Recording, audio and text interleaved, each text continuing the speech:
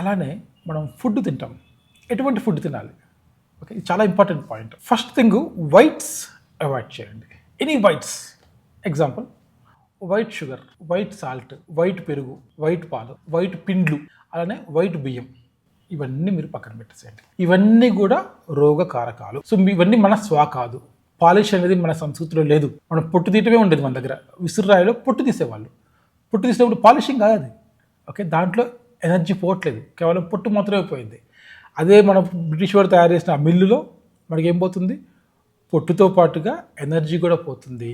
మొత్తం మనకి పిప్పి మాత్రం మనం తింటున్నాం. అవి వదిలేసిన తవుడు అవన్నీ అయితే ఉంటాయో అవి మనకి ఇప్పుడు మెడిసిన్స్ లాగా వాడుతున్నారు. లేదా ఆవులు అవి తింటున్నాయి, మంచి స్ట్రాంగ్గా ఉంటుంది. మనం వాటిని పక్కన పెట్టేస్తాం. ఇప్పుడు వాటి కోసం మళ్ళీ తవుడు సపరేట్ కొనుక్కుంటున్నారు. ఇప్పుడు చాలామంది కొనుక్కుంటారు తవుడు.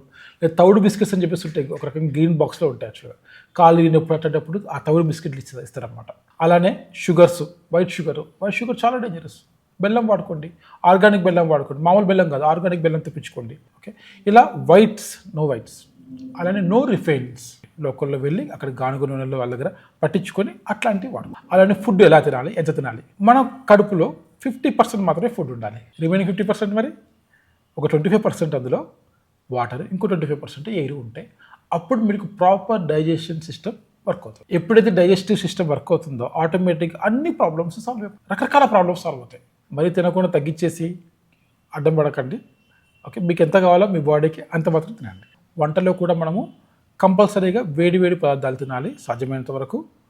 లేదా వండిన తర్వాత ఒక 40-45 మినిట్స్లో మనం తినేటట్టుగా మనం ప్లాన్ చేసుకుంటే బాగుంటుంది.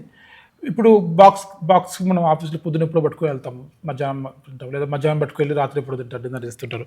అది తప్పదు. కాబట్టి అట్లీస్ట్ మిగిలిన సమయాల్లో మనము వేడిగా ఉండేట్టు చూసుకుంటే బాగుంటుంది.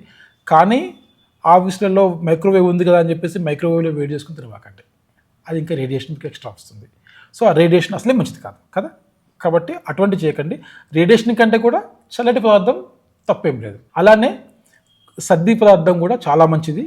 ఇప్పుడు అదే మనకి ప్రోబయోటిక్ ఫుడ్ లాగా అమెరికాలో వాటిల్లో పెద్ద రెస్టారెంట్లలో ప్రోబయోటిక్ ఫుడ్ అని దానికి పెద్ద పేరు పెడతారు. అది పెట్టేసి దానికి అమ్ముతుంటారు. ఓకే, అది చాలా మంచిది. నైట్ టైము సద్దన్నంలో అన్నీ మిగిలిపోతుంది కదా, దాంట్లో మీరు మజ్జిగ పోసుకోండి. మజ్జిగ పోసేసి ఓవర్ నైట్ దాన్ని సోక్ చేయండి. సోక్ చేసిన తర్వాత పొద్దున్నే దాంట్లో ఒక మిరపకాయ, లేదంటే ఒక ఉల్లిగడ్డ అట్లాంటివి కలుపుకొని, లేదంటే ఆవకాయ కానీ ఇట్లాంటివి ఏమైనా వేసుకొని మనం తినచ్చు. చాలా టేస్టీ ఉంటుంది. సో అది మీరు ట్రై చేయండి కావాలంటే. మంచి రెసిపీ అది.